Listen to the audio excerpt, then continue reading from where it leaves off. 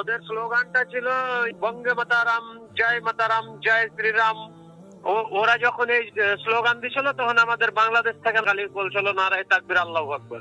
এটা হচ্ছে ওই যে ভারতের সীমান্ত, এখানে প্রায় 60 গজের ভিতরে মানে ভারতের বিএসএফ আইসা এখানে গুলি করা হয়েছে তাকে। এই যে যুবকটা যে সে আবার কৃষি কাজ করে, এখানে আইছিল গরু নেওয়ার জন্য, তার এইভাবে আয়া দাওয়া কইরা ওই দেখেন স্যার বুটের দাগ গুলো আছে এখানে। সে মানে যাইবার কাছে ছিল, একটা গুলি দিছে, গুলিটা লাগছে না, দ্বিতীয় গুলি দিছে তার ওই যে কিডনির উপরে লাগছে, আর তৃতীয় গুলি যখন দিছে মানে যে সিনার এক সাইডে দিয়ে লেগে গেছে। সন্ধ্যাবেলা আইসে গরু নেওয়ার জন্য বিএসএফ কারাগারে নাই কিন্তু দৌড়াদৌড়ি করে আইসে, আবার পরে এই সারা গুরুদের শুনে গুলি করে মারে লাইছে। আসসালামু আলাইকুম সুপ্রিয় দর্শক, আমি সাথে আছি মোহাম্মদ ইব্রাহিম খলিল সুমন। বাংলাদেশ ভারত দুই প্রতিবেশী রাষ্ট্র। দীর্ঘদিন ধরে বাংলাদেশ ভারতের সীমান্তবর্তী এলাকায় ভারত যে ধরনের নৃশংস কাজ করত, বাংলাদেশ তার কোনো প্রতিবাদ করত না। বিশেষ করে ভারত বাংলাদেশের সীমানার ভিতরে ঢুকেও অনেক সময় বাংলাদেশি কৃষকদেরকে বিভিন্ন কাজে বাধা দিত, বিভিন্ন সময় অকারণে গুলিবর্ষণ করত, বিভিন্ন সময় কোনো প্রকার কারণ ব্যতিরেকে বাংলাদেশের সীমানার ভিতরে ঢুকেই বাংলাদেশিদেরকে গুলি করে হত্যা করে লাশও নিয়ে যেত, আবার কখনো কখনো লাশ রেখে তারা চলে যেত। কিন্তু বিগত 15-16 বছরে শেখ হাসিনার নেতৃত্বাধীন বাংলাদেশ আওয়ামী লীগের যে সরকার বাংলাদেশে ছিল, সেই সরকার ভারতের এই নির্মম নির্যাতনের নৃশংস কাজের কোনো ধরনের প্রতিবাদ করত না। কিন্তু 2024 সালের ছাত্র জনতা জুলাই আন্দোলনে শেখ হাসিনা ক্ষমতা ছেড়ে ভারতে পালিয়ে গেলে অবস্থার আমূল পরিবর্তন ঘটে। এরপর থেকে ভারত মূলত বাংলাদেশকে আসলে একটু বাজিয়ে দেখতে চায় যে বাংলাদেশ কি করে। সেই দৃষ্টিকোণ থেকেই সম্ভবত ভারত বাংলাদেশের সীমান্তে ভারতের বিএসএফ বিভিন্ন ধরনের উস্কানিমূলক কর্মকাণ্ড করে যাচ্ছে। মূলত দীর্ঘদিন বাংলাদেশে ভারতের তাবেদার সরকার থাকার কারণে বাংলাদেশ ভারত সীমানায় ভারতের বিএসএফ যা খুশি তা করে বেড়াতে পারত এবং ভারত তার স্বার্থ রক্ষার জন্য যা খুশি তাই করত। বাংলাদেশ কখনোই তাতে বাধা দিত না, যেহেতু বাংলাদেশে ভারতের তাবেদার সরকার ছিল। কিন্তু এখন প্রেক্ষাপট পরিবর্তনের বা ক্ষমতা পরিবর্তনের পরে ভারত একসাথে দু কাজ করে যাচ্ছে। এক, বাংলাদেশের ডক্টর ইউনূসের নেতৃত্বে যে অন্তর্বর্তী সরকার, সেই সরকার কি করতে চায় সেটাও একটু বাজিয়ে দেখতে চাচ্ছে। আবার ভারতের বিএসএফ এর অতীতের যে নির্মম নৃশংস কর্মকাণ্ড সেটাও চালিয়ে যাচ্ছে। কিন্তু আগে যেখানে প্রতিবাদ হতো না, এখনকার বিজিবি আর আগের বিজিবি যেহেতু সমান নয়, কারণ আগে ছিল তাবেদার বিজিবি, এখন হলো দেশপ্রেমিক বিজিবি, তাই বিজেপি প্রতিবাদ করে। যেমন নওগাঁর ধামাইরহাট সীমান্তে কাঁটাতারের বেড়া নির্মাণকে কেন্দ্র করে উত্তেজনাকর পরিস্থিতি নিয়ে বর্ডার গার্ড বাংলাদেশ তথা বিজিবি ও ভারতীয় সীমান্ত রক্ষী বাহিনী বিএসএফ এর মধ্যে পতাকা বৈঠক অনুষ্ঠিত হয়েছে গত শুক্রবার 10ই জানুয়ারি। বস্তাপার সীমান্ত চৌকি সংলগ্ন শূন্যরেখায় এ বৈঠক অনুষ্ঠিত হয়। বিএসএফ এর 123 ব্যাটালিয়নের শিবরামপুর কোম্পানির কমান্ডারের সঙ্গে বিজিবির বস্তাবার কোম্পানির কমান্ডারের এ বৈঠক হয়। বিজিবির পত্নীতলা ব্যাটালিয়নের অধিনায়ক লেফটেন্যান্ট কর্নেল মোহাম্মদ ইকবাল হোসেন বলেন, বিজিবি ও বিএসএফ এর কোম্পানি কমান্ডার পর্যায়ের কর্মকর্তাদের মধ্যে সৌহার্দ্যপূর্ণ আলোচনা হয়েছে। কাঁটাতারের বেড়া নির্মাণ কাজ বন্ধ রাখতে সম্মত হয়েছে বিএসএফ। সীমান্তে কাঁটাতারের বেড়া বা রাস্তা হবে কিনা তা বিজিবি বিএসএফ এর ঊর্ধ্বতন কর্মকর্তারা বৈঠক করে সিদ্ধান্ত নেবেন। তিনি আরো বলেন, বিএসএফ বলেছে তারা সীমান্তের শূন্যরেখা থেকে 150 গজের মধ্যে কোনো বেড়া বা স্থাপনা নির্মাণ করবে না। প্রতিশ্রুতি ভঙ্গ করে 150 গজের মধ্যে বেড়া বা স্থাপনা করার চেষ্টা করলে বিজিবি প্রতিহত করবে। বিজিবি ও স্থানীয় সূত্র জানায়, বস্তাবার সীমান্তে প্রায় 600 গজের মধ্যে দুই দেশের কোনো বেড়া নেই। গত বুধবার সকাল 9টা থেকে বিজিবির সঙ্গে কোনো সমঝোতা ছাড়াই সীমান্তের সৈন্যরেখা থেকে ভারতীয় সীমান্তে বিএসএফ এর সদস্য ও কিছু নির্মাণ শ্রমিকের কার্যক্রম চোখে পড়ে। ওই এলাকায় তারা গাছপালা কাটছিলেন এবং মাটি খনন করার যন্ত্র দিয়ে মাটি কাটার কাজ করে যাচ্ছিলেন। আইন অনুযায়ী সীমান্তের সৈন্যরেখা থেকে 150 গজের মধ্যে ফসল চাষ ব্যতীত সীমান্তবর্তী কোনো দেশ তাদের সীমানায় বেড়া কিংবা কোনো স্থাপনা নির্মাণ করতে পারবে না। কিন্তু বিএসএফ এর সদস্যরা আন্তর্জাতিক আইন ভঙ্গ করে সীমান্তে স্থাপনা নির্মাণের চেষ্টা করেন। জানতে পেরে বিজিবি সদস্যরা তাদের বাধা দেন। পরে কাজ না করেই বিএসএফ সদস্যরা ফিরে যান। এই দীর্ঘদিন পরে এই যে উস্কানিমূলক কর্মকাণ্ড, যেখানে 150 গজের মধ্যে কোনো প্রকারের স্থাপনা নির্মাণের কোনো বৈধতা নেই, তারা একেবারে সীমান্ত ঘেঁষে কাঁটাতারের বেড়া দেওয়া শুরু করে। এটা আসলে উস্কানিমূলক কর্মকাণ্ড। দ্বিতীয় ঘটনাটি চাঁপাইনবাবগঞ্জের শিবগঞ্জ উপজেলার চৌকা সীমান্তে। বাংলাদেশ ভারত সীমান্তের একটি অংশে কাঁটাতারের বেড়া নির্মাণ নিয়ে 3 দিন ধরে একরকমের টানাপোড়েন বা উত্তেজনাকর পরিস্থিতি সৃষ্টি হয়েছে।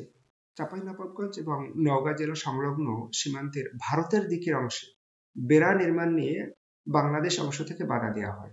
চাঁপাইনবাবগঞ্জের শিবগঞ্জ উপজেলার চৌকা সীমান্তের বাংলাদেশ ভারত দুই দিকেই গ্রামের মানুষজন জড়ো হয়ে সীমান্ত রক্ষীদের সাথে দুই দিকেরই বেশ কিছু ভিডিও ছড়িয়ে পড়েছে।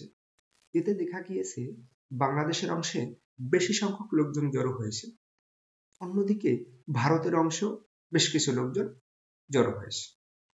সীমান্তের 1200 গজের মতো অংশে কোনো কাঁটাতারের বেড়া ছিল না। সেই বেড়া তৈরির পূর্ব প্রস্তুতি হিসেবে ভারতের অভ্যন্তরে 100 গজ ভেতরে মাটি খোঁড়ার কাজ করেছিলেন বিএসএফ। 59 বিজিবি ব্যাটালিয়নের অধিনায়ক লেফটেন্যান্ট কর্নেল গোলাম কিবরিয়া এ তথ্য জানান। বিজিবি থেকে এ নিয়ে বাধা দেওয়া হয় এবং সাময়িকভাবে কাজ থামানো হয়। নিয়ম অনুযায়ী সীমান্ত লাইন থেকে 150 গজের মধ্যে কিছু করা হলে সেটা অপর পাশের সীমান্তরক্ষী বাহিনীকে সঠিক নিয়ম মেনে অবহিত করতে হয়, যেটা এক্ষেত্রে ভারতের বিএসএফ বাংলাদেশের বিজিবিকে জানায়নি বলে জানান লেফটেন্যান্ট কর্নেল কিবরিয়া। মূলত গত মঙ্গলবার ও বুধবার ব্যাপক হারে মানুষের জমায়েত বেড়ে যায় এবং একরকমের উত্তেজনাকর পরিস্থিতি সৃষ্টি হয়। ভারতের দিকেও বিএসএফ এর সাথে সেখানে স্থানীয় লোকজন ছিল। বাংলাদেশের অংশের মানুষ ভারতের উদ্দেশ্যে এবং ভারতীয় অংশের মানুষ বাংলাদেশের উদ্দেশ্যে স্লোগান দেয়। ভারতের অংশ থেকে যেখানে বন্দে মাতরম এবং জয় শ্রীরাম স্লোগান দেওয়া হচ্ছিল, ঠিক একইভাবে বিপরীত পাশে বাংলাদেশের অংশ থেকে নারায়ে তাকবীর আল্লাহু আকবার বলে স্লোগান দেওয়া হচ্ছিল। ভারত বাংলাদেশের 1975 সালের নীতিমালা অনুযায়ী সীমান্ত লাইন নির্ধারিত হওয়ার পর লাইনের উভয় পাশে 150 গজের মধ্যে কোনো পক্ষই স্থায়ী বা অস্থায়ী সীমান্তরক্ষী বা সশস্ত্র কর্মী রাখবে না এবং উভয় পাশে 150 গজের মধ্যে কোনো প্রতিরক্ষামূলক কাঠামো, যেমন পরীক্ষা বা অন্য কিছু থাকলে সেগুলো ধ্বংস বা ভরাট করতে হবে। এদিকে লালমনিরহাটের পাটগ্রাম দহগ্রাম সীমান্তে কাঁটাতারের বেড়া নির্মাণকে কেন্দ্র করে গতকাল শুক্রবার বিজিবি বিএসএফ উত্তেজনাকর পরিস্থিতির পর আজ শনিবার পরিস্থিতি শান্ত রয়েছে। সীমান্তের ডিএমপি 8x38 থেকে 48 উপপিলারের সৈন্যরেখা থেকে মাত্র 10 গজ ভারতের ভেতরে ভারতের খিতিরপাড়া এলাকার করুণ ক্যাম্পের বিএসএফ সদস্যরা আন্তর্জাতিক আইন উপেক্ষা করে শ্রমিকদের নিয়ে অ্যাঙ্গেল পাতি দিয়ে 4 ফুট উচ্চতার প্রায় 2 কিলোমিটার এলাকা জুড়ে কাঁটাতারের বেড়া নির্মাণ করার পর ঘটনাস্থল থেকে সরে গেছে। বিজিবি রংপুর সেক্টর কমান্ডার এবং বিএসএফ এর জলপাইগুড়ি সেক্টর কমান্ডার পর্যায়ে একটি স্পট মিটিং অনুষ্ঠিত হয়। ওই মিটিংয়ে রংপুর 51 বিজিবির অধিনায়ক ও বিএসএফ 6 এবং 40 বিএসএফ এর অধিনায়ক সহ অন্যান্য সদস্যরা উপস্থিত ছিলেন। বৈঠকে বিএসএফ বিজিবিকে জানায় 3 বিঘা করিডোর এলাকায় ফ্লাইওভার নির্মাণ না হওয়া পর্যন্ত দহগ্রাম আঙ্গরপোতা এলাকার সাধারণ মানুষকে নিরবচ্ছিন্নভাবে 3 বিঘা করিডোর দিয়ে যাতায়াতের জন্য 2010 সালে ভারতের মোদি এবং বাংলাদেশের শেখ হাসিনা সরকারের মধ্যে একটি দ্বিপক্ষীয় চুক্তি স্বাক্ষরিত হয়। ওই চুক্তি মোতাবেক বিএসএফ ভারতীয় লোকজনের সহায়তায় দহগ্রাম এলাকায় শূন্য লাইন বরাবর 4 ফুট উচ্চতার একসারি বিশিষ্ট কাঁটাতারের বেড়া নির্মাণ করবে। ফলে বিএসএফ শ্রমিকদের নিয়ে পূর্বের সেই চুক্তি অনুসারে কাঁটাতারের বেড়া নির্মাণ শুরু করে। যাই হোক, পরবর্তীতে তাদেরকে বাধা দেওয়া হলে তারা কাঁটাতারের বেড়া নির্মাণ করা থামিয়ে দেয়। এদিকে আরেক ঘটনা পাটগ্রাম ইউনিয়নের গাটিয়ার ভিটা সীমান্তে। গত মঙ্গলবার রাতে উপজেলার পাটগ্রাম ইউনিয়নের গাটিয়ার ভিটা সীমান্তে ডিএমপি 829 এর 2 নম্বর উপপিলারের ওপারের শূন্যরেখার 50 গজ ভারতের অভ্যন্তরে ভারতের কোচবিহার জেলার 98 বিএসএফ ব্যাটালিয়নের ফুলকাডাবরি ক্যাম্পের সদস্যরা নির্মাণ শ্রমিকদের সহায়তায় বিদ্যুতের খুঁটি ও যন্ত্র বসানোর কাজ শুরু করে। খবর পেয়ে রংপুর 61 বিজিবির সদস্যরা বাধা দিলে বিএসএফ ল্যাম্পপোস্টের খুঁটি ও যন্ত্র সরিয়ে নিয়ে যায়। এখানে বিএসএফ ভিন্ন ধরনের উস্কানিমূলক কর্মকাণ্ডের সাথে জড়িত। আসলে এখানে তারা ল্যাম্পপোস্ট এবং আনুষঙ্গিক যন্ত্রপাতি বসিয়ে তারা তাদের দেশ ভারতের নিরাপত্তা নিশ্চিত করতে চায়। অর্থাৎ কেউ যদি সেই তারের কাছেও যায় তাহলে সে বিদ্যুতায়িত হয়ে মারা যেতে পারে। এ ধরনের কাজ ভারতের বিএসএফ তাদের বর্ডারে আন্তর্জাতিক আইন লঙ্ঘন করে ঠিক সীমানার কাছেই এগুলো বসানো শুরু করে। ভারতের কর্মকাণ্ড যে নৃশংস তার এক উজ্জ্বল প্রমাণ হলো সুনামগঞ্জের গামারিতলা গ্রামে বাংলাদেশের 50 গজ ভিতরে ঢুকে সন্ধ্যা 6টার দিকে স্থানীয় কৃষক যুবক সাইদুলকে গুলি করে হত্যা করে বিএসএফ। গুলির শব্দ শুনে স্থানীয়রা এসে দেখে বিএসএফ সদস্য বাংলাদেশের সীমানার মধ্যেই আছে এবং পরবর্তীতে সে চলে যায়। আসলে বিএসএফ বাংলাদেশের সব দিক থেকেই উস্কানিমূলক কর্মকাণ্ড করে যাচ্ছে, বাংলাদেশকে অস্থির করে রাখতে চাচ্ছে এই ভারত তথা বিএসএফ। আসলে এটা বেশ কিছু অশনি সংকেত বহন করে। একদিকে হলো বিষয়টা যেমন দুই দেশ, তেমনি একই সাথে বিষয়টাকে দুটো ধর্মের মধ্যে টেনে নিয়ে যাওয়া হচ্ছে। ভারতের অংশ থেকে ভারতের জনগণ জয় শ্রীরাম বা বন্দে মাতরম স্লোগান দিচ্ছে, বিপরীত পক্ষে বাংলাদেশ অংশ থেকে ভারতের অংশের কথার বিপরীতে যা হওয়া উচিত ঠিক সেরকমই আল্লাহু আকবার স্লোগান দিয়ে আকাশ বাতাস প্রকম্পিত করে যাচ্ছে। আসলে এখানে অকারণে ভারত সীমান্ত রেখার ভিতরে আন্তর্জাতিক আইন উপেক্ষা করে যে কাঁটাতারের বেড়াগুলো নির্মাণ করতেছে, এটা সুস্পষ্টভাবে আন্তর্জাতিক আইনের পরিপন্থী এবং এটা উস্কানিমূলক কাজ। সেটাকে কেন্দ্র করে দু দেশের নাগরিকদের সামনে এগিয়ে এসে ভারতের জনগণ যখন জয় শ্রীরাম বা বন্দে মাতরম বলা শুরু করে, ঠিক তার বিপরীত দিকেই বাংলাদেশের জনগণ, যাদের প্রায় সবাই মুসলমান, তারা আল্লাহু আকবার স্লোগানে মুখরিত করে। আসলে এটা দেশীয় সমস্যা থেকে আস্তে আস্তে এটা ধর্মীয় সমস্যার দিকে চলে যাচ্ছে, ধর্মীয় বিষয়ের দিকে চলে যাচ্ছে। দেশের প্রতি মানুষের যে আবেগ, ধর্মের প্রতি মানুষের আবেগ আরো বেশি। এবং ভারত যদি এভাবে অকারণে উস্কানিমূলক কর্মকাণ্ড করে যায় এবং বাংলাদেশ এবং ভারতের জনগণ এভাবে আস্তে আস্তে নিজেদেরকে মারমুখী অবস্থানে নিয়ে আসে, তাহলে একটা সময় হয়তোবা ভারতের শুধুমাত্র উস্কানিমূলক কর্মকাণ্ডের কারণেই ভারত বাংলাদেশে বড় ধরনের সংঘাত বেঁধে যেতে পারে। ভারত মূলত একটি আগ্রাসী শক্তি। ভারত পাকিস্তান 1947 সালে বিভাজিত হওয়ার পর থেকেই ভারতের আগ্রাসী রূপ পৃথিবী দেখেছে, বিশ্ব দেখেছে। ভারত বেশ কিছু রাষ্ট্রকে, যেগুলো আগে স্বাধীন রাষ্ট্র ছিল, সেসব স্বাধীন রাষ্ট্রকে তারা গ্রাস করে নিয়েছে, তারা তাদের ভূখণ্ডের অন্তর্ভুক্ত করে নিয়েছে। যেমন আহমেদাবাদ, ভারতের দক্ষিণাংশে অবস্থিত আহমেদাবাদ একটা স্বাধীন রাষ্ট্র ছিল, কিন্তু 1947-এর পরে ভারত সেই আহমেদাবাদ রাষ্ট্রকে দখল করে নেয়। ঠিক তারও পরে ভারতের আরেক স্বাধীন রাষ্ট্র সিকিমকে ভারত দখল করে নেয়। আধুনিক সময় এসে ভারত বাংলাদেশকে ওভাবে সরাসরি দখল করতে না পারলেও ভারত তাদের তাবেদার সরকার বসিয়ে বাংলাদেশকে পরিপূর্ণভাবে নিয়ন্ত্রণ করেছে এবং বাংলাদেশ থেকে তাদের যা কিছু নেওয়ার, তাদের যে স্বার্থ হাসিল করার ছিল তা তারা করে গেছে। এখন যতটুকু আছে, যাই বা আছে, এখন বাংলাদেশের সরকারে যারা আছেন তারা ভারতকে সেই সুযোগ আর দিচ্ছেন না, দেবেও না। এটাই তো স্বাভাবিক, এটাই তো হওয়া উচিত। দেশপ্রেমের বৈশিষ্ট্য। যার যার দেশ তার তার স্বার্থ রক্ষা করবে, এটাই তো স্বাভাবিক। কিন্তু ভারত যেভাবে একচেটিয়া, তারা তাদের স্বার্থের কথা বিবেচনা করে, সেক্ষেত্রে সুসম্পর্কটা অসম্ভব। ভারতকে হয় ছাড় দেওয়ার মানসিকতা রাখতে হবে, এর চেয়ে বিকল্প কিছু নেই। কারণ বাংলাদেশের পক্ষ থেকে ছাড় দেওয়ার সুযোগ কোথায়? বাংলাদেশ তো আর ভারত থেকে কোনো কিছু অবৈধভাবে অন্যায়ভাবে আশা করে না, কামনা করে না। সেক্ষেত্রে যেহেতু অপরাধগুলো করে যাচ্ছে ভারত, সংযত হতে হবে ভারতকে। আর যদি ভারত সংযত না হয়, তাহলে হয়তো বড় ধরনের সংঘাতে জড়িয়েও যেতে পারে। এখানে 1200 গজ কোনো কাঁটাতারে বেড়া নাই।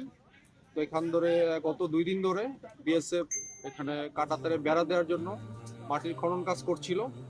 তো আমরা দুইবারই বিজিবির পক্ষ থেকে তীব্র প্রতিবাদ জানাই এবং তারা কাজ বন্ধ করতে বাধ্য হয়। তো আজও সকালে যখন কাজ শুরু করার চেষ্টা করে, বিজিবির পক্ষ থেকে প্রতিবাদ জানানোর সাথে সাথে তারা কাজ করতে বন্ধ করেছে। ওদের স্লোগানটা ছিল বঙ্গে মাতারাম, জয় মাতারাম, জয় শ্রীরাম। ওরা যখন এই স্লোগান দিছিল, তখন আমাদের বাংলাদেশ থেকে খালি বলছিল নারায়ে তাকবীর, আল্লাহু আকবার। ওরা যখন ওই হাঁসা, লাঠি, বিভিন্ন ধরনের অস্ত্র খালি বাঙালি বলে যে চলে আসো, চলে আসো, মানুষের ভিতরে ব্যাপক উৎসাহ উদ্দীপনা ছিল বিষয়টা নিয়ে, এবং উৎকণ্ঠাও কাজ করছিল। হয়তো ফায়ারিং হয়ে গেলে এটাও মানুষ ভয় করছিল।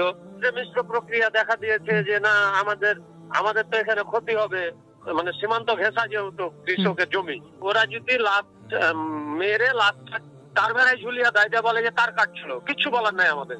আমরা জমিতে চাষি করছিলাম, জাস্ট এটুকাই। বর্ডার এলাকা বাড়ি আমার, রাত প্রতি বর্ডারে যাওয়া লাগে গরু বাছুর লইয়া। যদি এইভাবে যদি আমরা গুলি গালা করে মারালা, আমরা বাংলাদেশ সরকার আমি সূক্ষ্ম বিচার চাই। আমি আমি সূক্ষ্ম বিচার চাই। আমার ভাই তো আর তো নামের দ্বারা আমার ভাই ইন্ডিয়া সীমানা তো ভাড়া দিচ্ছে না। আবার 96 ইংরেজিতে একজন লোক গুলি করে মারছে, এর আমরা বিচার পাইছি না। এখনো এবারও 2025 সালে আরেকজন লোক মারা গেছে। এই বিচারটা আমরা বাংলা সরকারের কাছে চাই, আমরা সূক্ষ্ম বিচার চাই। আমরা বর্ডারও যাতে সুস্থ জ্ঞানে চলতে পারি, বর্ডার এলাকা আমরা যাইতে হবে, আমাদের সীমান্ত আমাদের বাড়ি, জায়গা আছে, জমি আছে, আমরা সবাই যাইতে হবে। এটা হচ্ছে ওই যে ভারতের সীমান্ত, এখানে প্রায় 60 গজের ভিতরে মানে ভারতের বিএসএফ আইসা এখানে গুলি করা হয়েছে তাকে। এই যে যুবকটা যে সে আবার কৃষি কাজ করে, এখানে আইছিল গরু নেওয়ার জন্য, তার এইভাবে আয়া দাওয়া কইরা, ওই দেখেন স্যার বুটের দাগ গুলো আছে এখানে। সে মানে যাইবার কাছে আইছিল, একটা গুলি দিছে, গুলিটা লাগছে না, দ্বিতীয় গুলি দিছে তার ওই যে কিডনির উপরে লাগছে, আর তৃতীয় গুলি যখন দিছে মানে ওই যে সিনার এক সাইডে দিয়ে লেগে গেছে। সন্ধ্যাবেলা আইসিলেন গরু নেওয়ার জন্য, বিএসএফ কারাগারে নাই কারিগিত দৌড়াদৌড়ি করে আইছে। আবার পরে এই স্যার গুরুদের শুনে বেটারা গুলি করে মারে লাইছে। আরেকবার দেখুন এই জায়গাটা আমাদের 96 সালে একটা লোক আমরা বর্ষিদা সরাত মাছ মারে দৌড়দা বিএসএফ গুলি করে দিছি। গুলি করতে পারি আমরা লাস্ট দিচ্ছি উড়াইয়া। এই বিশ্বের কাছে আমরা দাবি জানাই, এটা সূক্ষ্ম বিচার চাই। সুপ্রিয় দর্শক, আমার এই ভিডিওর বিষয়ে আপনাদের যদি কোনো মন্তব্য থাকে, আপনারা মন্তব্য করুন, আলোচনা করুন, সমালোচনা করুন। আপনাদের আলোচনা, সমালোচনা, মন্তব্য আমাকে আরো সুন্দরভাবে ভিডিও করার ক্ষেত্রে, উপস্থাপনা করার ক্ষেত্রে অনুপ্রেরণা যোগাবে। আপনারা যারা এখন আমার চ্যানেলটি সাবস্ক্রাইব করেননি, অনুগ্রহ করে আপনারা আমার চ্যানেলটি সাবস্ক্রাইব করুন, এবং যারা সাবস্ক্রাইব করেছেন তাদেরকে অসংখ্য ধন্যবাদ। আসসালামু আলাইকুম।